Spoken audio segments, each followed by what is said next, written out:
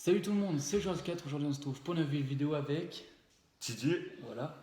Donc aujourd'hui les gars on se retrouve pour une nouvelle histoire à la fois vraie et flippante. Bon bah cette fois-ci du coup j'en ai fait déjà deux, n'hésitez pas à aller les voir, hein. L'affaire Ludovic Janvier et c'était l'autre affaire, je sais plus laquelle c'était. J'en ai fait trois, non pardon, j'en ai fait trois même.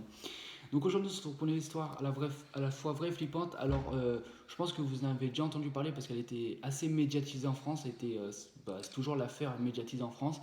Et je pense que pour moi c'est la pire affaire criminelle qui puisse exister. En tout cas en France. Donc aujourd'hui on se retrouve pour l'affaire d'Estelle Mouzin les gars. Je pense que ce nom, comme je vous ai dit, vous dit vachement quelque chose. En fait, c'est une petite fille de l'époque. En gros, elle a des parents qui sont séparés, donc son père Eric et sa mère Suzanne. Et donc elle a 9 ans à cette époque, c'était en 2003. Du coup, voilà. Donc elle fait sa matinée d'école le 9 janvier 2003, c'était, il me semble. De toute façon, je vous mettrai les infos si je me trompe pourquoi, je vous les mettrai juste ici. Tout simplement, elle part à l'école, donc comme des millions d'enfants en France, normal. voilà, normaux. Le problème, c'est que elle rentre pas chez sa mère, il me semble, c'était à cette époque. Elle rentre pas,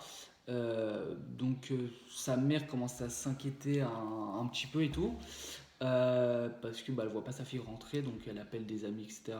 Et en gros, ce qu'on sait, c'est qu'elle était avec une amie et qu'elle s'est séparée de cette amie et que bah, après, elle est à une boulangerie à 750 mètres de chez elle, ou 700 mètres, je sais plus. Et 800 puis, mètres. ouais, 800 mètres. Et elle a disparu en fait entre la boulangerie et chez elle en fait. Donc c'est vraiment petit, vous voyez, comme distance. Donc on se demande comment elle a pu disparaître comme ça, foi. Et donc en gros, sa mère elle va s'inquiéter et elle va officiellement appeler La la police. police. Il me semble très vite, je ne sais plus exactement l'heure, en disant que sa fille, voilà, Estelle, elle a disparu, qu'elle a 9 ans, elle va donner une description exacte de sa fille, etc., pour que ça se lance assez vite. Donc les policiers vont prendre cette disparition très au sérieux et ils vont lancer donc ils vont lancer Recherche. une recherche, ouais, mais ils vont lancer en gros un truc pour disparition de mineurs de moins de 15 ans, il me semble. Et pour violence et séquestration, un truc comme ça, parce que dans ce genre de truc, bah, c'est les premières 24 heures qui sont les plus importantes. Donc là, ça va commencer à ratisser, comme je vous avais dit dans une vidéo, en fait, ratisser, c'est quand vous prenez un champ, en fait, vous faites tout le champ en entier. Quand vous fouillez partout. Voilà, c'est ça, quand vous fouillez partout, donc ils vont faire d'énormes recherches, les gars, mais vraiment, genre, c'est un truc de fou, ils vont partir de partout, mais vraiment partout, partout. Et le problème, c'est que bah, on va rien retrouver en fait dans les mois et dans les semaines à venir. On va mais rien trouver. Quand je vous dis rien trouver, c'est ni de sang, ni une bout de dent, ni peut-être, je sais pas, un bout de nez. Enfin, vraiment, je dis n'importe quoi, mais c'est possible, les gars, que le mec il l'ait séquestré, qu'il l'ait décapité. C'est totalement une hypothèse avec les malades mentaux qu'on a dans cette vie-là. C'est tout à fait possible que le mec il l'ait pris, qu'il l'ait décapité, je sais pas, qu'il mette un bout de nez par terre ou quoi. Même pas tes traces. Même pas une trace, il n'y a personne qui l'a vu, alors qu'on est quand même, enfin on n'est pas en pleine nuit, on n'est pas à 3 heures du matin, quoi, c'est quand même en milieu de la nuit, mais bon, les gens vers cette heure-là, ils sont dehors en train, je sais pas, de fumer ou de manger un barbecue, et là, personne n'a rien vu, personne n'a rien entendu, elle n'a pas crié, enfin, vraiment, on n'a aucune piste, et quand vous avez aucune piste comme ça, c'est dur de commencer une enquête, on va dire, parce que bah, on peut pas se baser sur quelque chose, donc on sait rien. Sauf qu'il y a un témoignage qui va arriver d'une petite fille qui dit qu'en gros 3 semaines, je crois, si j'ai bien vu, avant que Estelle se fasse enlever, elle a failli être enlevée par un homme dans une camionnette blanche. Donc elle a bien reconnu l'homme, donc elle a pu donner aux policiers une très belle description de l'homme. Et ça, par contre, ça peut aider les enquêteurs parce que la plupart du temps, dans les portraits robots, donc un portrait robot, c'est quand on dessine quelqu'un sur une feuille en fait pour identifier cette personne. La plupart du temps, dans les agressions, c'est dur de reconnaître son agresseur parce que la plupart du temps, si on survit à l'agresseur, ben, on a des séquelles Et qui il font. est masqué. Voilà, il est Souvent. masqué.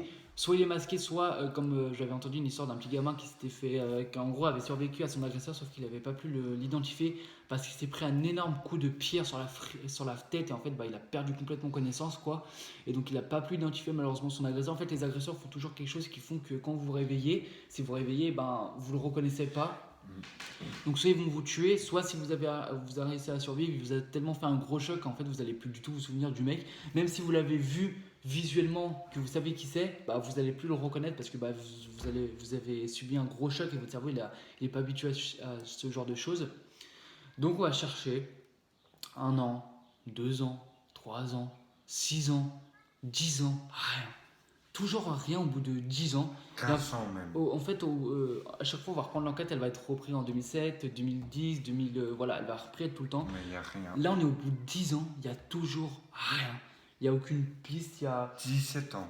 Ouais, 17 ans, 2003. aujourd'hui, ça fait 17 ans aujourd'hui qu'Estelle a disparu, mais ça, on va en parler après, parce que là, l'affaire, elle a connu un rebondissement de malade. Voilà. Et les policiers sont presque sûrs qu'on touche, en fait, à la fin de l'enquête, donc au bout de 17 ans. Mais là, on est vraiment genre au bout de 10 ans, il n'y a rien. C'est-à-dire que la fille, elle a disparu, elle s'est volatilisée. Mais genre, comme ça. Enfin, c'est quand même un truc de fou. Je me dis, c'est pas possible. Il y a forcément quelqu'un qui sait quelque chose. C'est pas possible qu'elle a disparu sans qu'il y ait aucune trace de la fille. Enfin, genre, quand je vous dis aucune trace, c'est même pas une trace de pied, même pas une trace de pneu, c'est rien. Et on sait même pas si elle est encore vivante. Et la on sait fille. même pas si elle est encore On vivante. pense pas, mais on espère. Voilà, on pense pas parce que c'est un peu dur au bout de 10 ans de commencer à y croire, mais après on sait jamais. Mais ce qui va faire un rebondissement, c'est en fait l'arrestation de Michel Fourniret qu'on appelait l'ogre des Ardennes. Alors pourquoi? Parce que c'était un gros pédophile psychopathe qui enlevait des filles dans son camion, etc. Et il avait son ex-épouse, je vais vous raconter après pourquoi c'est un premier rebondissement, mais son ex-épouse qui était à l'époque sa complice, en fait faisait pareil que lui, en fait, c'est-à-dire assistait à ça, et je crois qu'elle faisait même la même chose que son mari, avec son mari, quoi. Je sais pas si vous m'avez compris. Et en gros, il va être arrêté en Belgique, là où il résidait, parce qu'en fait, lui, il avait plusieurs maisons, il avait des maisons en France, etc., etc., il avait une maison en Belgique et tout. Et donc, il va être arrêté, et donc, il va être auditionné par la police pour savoir si il serait pas suspect dans l'affaire de la petite, du coup, Estelle Mouzin. Lui, il va dire non, je sais rien, etc. En même temps, logique, il va pas dire oui, c'est moi qui l'ai tué. C'est un peu logique en même temps de dire que c'est pas lui. Ensuite, on va arrêter un deuxième suspect, c'est Nordan Hollandais. C'est un mec qui avait tué la petite, je pense que vous vous souvenez de la petite Maëlys qui avait tué lors du mariage. Et en même temps d'un soldat Arthur Noyer qui a été aussi tué. Ça, c'est pas si vieux que ça. Hein. Non, ça c'est 2000, Maëlys c'est 2017. Ouais. Maëlys c'est 2017 et Arthur Noyer, je sais plus exactement, je crois que c'est pareil 2017, donc ça fait vraiment pas vieux comparé à l'affaire Estelle Mouzin. Et donc du coup on va l'auditionner par rapport à ça. Et pareil, non et tout. Et il me semble qu'on va pas le suspecter parce qu'il n'était pas là. Ou bref, on va faire des vérifications. Parce qu'en fait, avec le bornage de son téléphone, on peut savoir s'il était dans la région ou pas. Et lui, en fait, il va être suspecté beaucoup de fois parce que vu qu'il a fait 2 meurtres, on se dit pourquoi il n'en aurait pas fait plus. Et donc, il va être vraiment suspecté dans beaucoup d'affaires. Et dès qu'il y a une affaire, on va la mettre sur sa faute en fait. Et donc, Michel Fourniret, au début. Cool. En gros, au début, désolé, Michel Fourniret, il parle pas, il dit rien, etc., etc. Et petit à petit, on va commencer à lui tirer les vers du nez. Et un jour, en gros, il y avait un alibi, c'est qu'il avait passé un appel depuis chez lui à son fils, donc depuis la Belgique. Et on avait vu ça, que c'était vrai, parce qu'avec les relevés de téléphone, en gros, les relevés de téléphone, c'est que vous appelez quelqu'un, vous voyez, dans les anciens, dans les appels récents, et ben vous voyez qui vous avez appelé. Sauf qu'en janvier, en 2019, fin 2019, il me semble, Monique Olivier, donc vous vous souvenez, Monique Olivier, je vous avais parlé tout à l'heure, c'est son ex-épouse et son ex-complice. Elle va faire tomber cet alibi en disant c'est pas lui qui a passé l'appel, mais c'est moi qui ai passé l'appel, mais il m'a dit de dire que c'était lui qui avait passé l'appel pour lui faire un alibi. Donc là, déjà, on se dit ok, donc le mec, déjà, il a fait quelque chose parce que s'il veut se donner un alibi. C'est qu'il a fait quelque chose, pas forcément, peut-être pas dans l'affaire Selmouza, mais peut-être dans une autre affaire. Mais il a fait un truc pas net. Mais il a fait un truc pas net, parce que tu ne donnes pas d'alibi alors que tu n'as rien fait. C'est genre juste impossible. Et donc, du coup, là, les gens vont commencer à se dire, mais en fait, il nous prend vraiment pour un con. Et donc là, Estelle, j'allais dire la peau. Monique Olivier, elle vient de nous donner un point important et c'est ça qui va en fait complètement relancer l'enquête parce que l'enquête elle était close presque en fait, il y avait quelques enquêteurs dessus mais bon voilà. Elle n'était pas close, c'est juste que les policiers ils étaient moins dessus, arrivaient pas trop à foncer. Et du coup là on est actuellement en 2020 donc ça fait 17 ans pile que Estelle Mouzin a disparu malheureusement et en fait il y aurait une piste en gros quand elle avait 15 ans donc je sais plus exactement quand c'était. Il va avoir une photo très ressemblante à Estelle que même si je vous divulguerai pas la photo parce que pour la fille en fait tout simplement c'est du manque de respect parce que c'est une photo sur un site pornographique Et donc tout simplement, j'ai pas du tout envie de divulguer la photo. Certains l'ont fait, moi je divulgue pas parce que ça ne se fait tout simplement pas. C'est pas une fille qui est habillée, c'est une fille qui a poil. Bon, on la voit pas toute nue, mais on sait qu'elle a poil vu que c'est un site pornographique.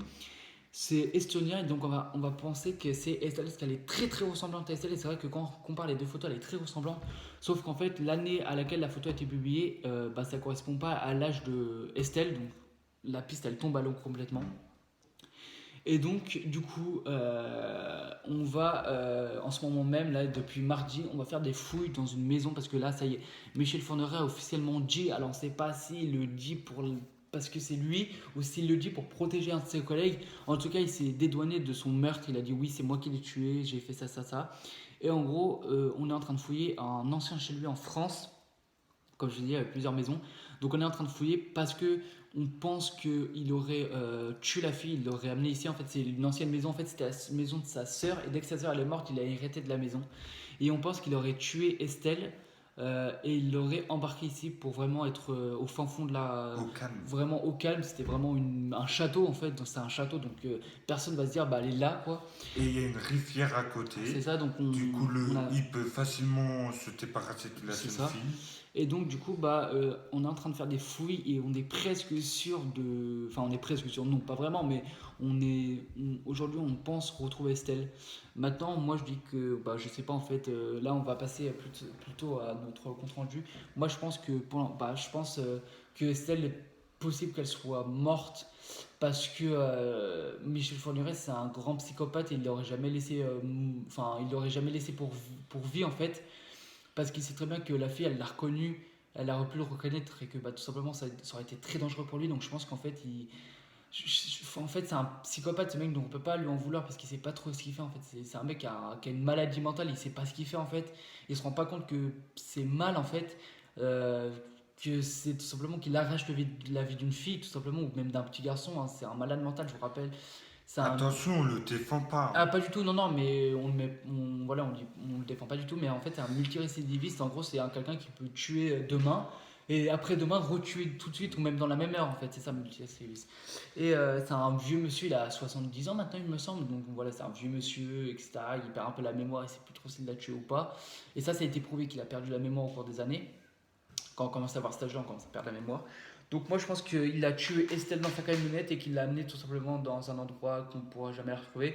Et malheureusement on ne retrouvera que du squelette parce qu'au bout de 17 ans on va retrouver un squelette et je pense que malheureusement elle va être résolue comme on ne voulait pas que ça se résolue mais malheureusement ça va être résolu en mode crime parce que je pense qu'elle n'a pas eu le temps de vivre, je pense qu'il l'a pris, il lui a fait subir 2-3 sévices, c'est-à-dire il a dû la violer, la violenter et puis je pense qu'il a appris de la tuer parce qu'il s'est dit si je la laisse pour vivre et ben elle va me reconnaître et elle va le dire aux policiers je suis dans la merde donc je pense qu'il l'a tué et que bah il l'a très très bien caché et que depuis ce temps en fait pour moi c'est Michel Fourniret qui l'a tué et voilà c'est tout ce que j'avais à te dire. Je sais pas ce que t'en penses. Bah, je suis d'accord avec toi. Ça m'étonnerait qu'il a carté la petite fille en vie, quoi, au bout de 17 ans. Elle est ou morte à cause de lui-même de faim, mais je pense que c'est un grand tueur. Il adore tuer les personnes. Mm. C'est triste à dire, mais c'est limite son plaisir. Ouais c'est ça non mais ouais c'est C'est ça c'est nous par exemple on a un plaisir je sais pas par exemple le plaisir c'est le foot. le foot bah lui son plaisir c'est de tuer des enfants. Ça peut paraître bizarre, mais c'est une maladie. Après, comme on l'a dit, je le défends pas du tout. Mais d'un côté, on peut pas dire que c'est un fils de pute parce que les gens qui font ça, c'est jamais des gens qui sont bien dans leur vie. C'est des gens qui ont vécu une enfance déjà difficile, qui se sont fait frapper, violer par leurs parents ou quoi, et qui bah du coup sont devenus complètement starbés. Et du coup, voilà. Après, Oui, mais ça, c'est une autre histoire. Et en plus, la petite fille, elle est pour rien. non, mais d'un C'est côté, quand même. oui, mais d'un côté, on peut pas dire c'est un fils de pute, il a le tue comme ça, juste pour ça. Non, lui, c'est son plaisir. Donc, d'un côté, il sait pas trop ce qu'il Oui. fait. Si Ah. c'était un mec qui était pas malade dans sa tête, qui saurait ce qu'il fait, il le ferait Après, pas. c'est un plaisir pour lui parce que. Voilà, c'est un plaisir pour lui. C'est Après, vraiment très très grave ce qu'il a Après, ce fait. qu'il faut vous dire, c'est que quand t'es un malade psychopathe, d'aller en prison, c'est très dur parce que, en fait, t'es obligé de te mettre en isolement parce que les mecs là-bas te font vivre vraiment un calvaire en fait. Les mecs, tu te fais frapper violemment quoi là-bas. Et ils ont raison. Moi, si je vois un pédophile dans ma cellule, j'essaie de lui faire le pire truc possible. J'essaie pas en fait, j'essaie de lui faire subir ce que elle a subi la gamine, quitte à prendre 20 ans de plus. J'en ai rien à foutre. Mais malheureusement, je pense que les parents ils vont apprendre que leur fille elle est morte. Mais d'un côté, c'est malheureux de dire ça, mais c'est mieux qu'ils l'apprennent qu'elle soit morte plutôt qu'ils continuent à chercher pour rien au final. Et comme ça, ils pourront faire le deuil. Et même s'ils enterrent un squelette, bah, qu'ils enterrent en fait, ça fait plus du bien. Parce que moi, je préfère limite d'apprendre que ma fille soit morte, que je puisse faire mon deuil, plutôt que de me dire bah, elle est peut-être en vie alors que peut-être qu'elle ne l'est pas. Enfin, c'est vraiment. Imaginez la torture pour les parents. Enfin, c'est horrible. Depuis 17 ans, ils recherchent leur fille. Ils ont grandi sans leur fille. Enfin, c'est horrible. Genre, je vous imaginez, elle a disparu, j'avais même pas 3 ans, les gars. Donc, faut vous dire quand même que ça remonte. Hein. Aujourd'hui, c'est 17 ans. Enfin, elle a plus que 17 ans. Je sais plus de quel âge elle était. Enfin, de quelle année elle était. Je crois. Elle doit avoir 20 ans, un truc comme ça, ouais. Et du coup, vous imaginez la torture des parents. Enfin, moi, je suis un père. Enfin, je sais pas, je peux pas vivre sans ma fille. Enfin, ma fille, c'est ma chair, c'est tout. Enfin, vraiment, c'est horrible. C'est les pires fils de pute de la Je terre. suis d'accord Et avec toi. voilà. En tout cas, voilà les gars, j'espère que cette vidéo vous aura plu. J'avais pas trop de choses parce qu'en fait j'ai cherché mais j'ai pas trop trouvé d'informations parce qu'il n'y avait pas trop d'informations. Donc voilà les gars, j'espère que cette vidéo vous aura plu. N'hésitez pas à liker, partager, à commenter, à t'abonner à la chaîne de mon pote qui sera tout Titi simplement Rofia. voilà, qui sera en description les gars. Et on se retrouve la prochaine fois. Ciao les petits potes, Ciao. c'était Matt.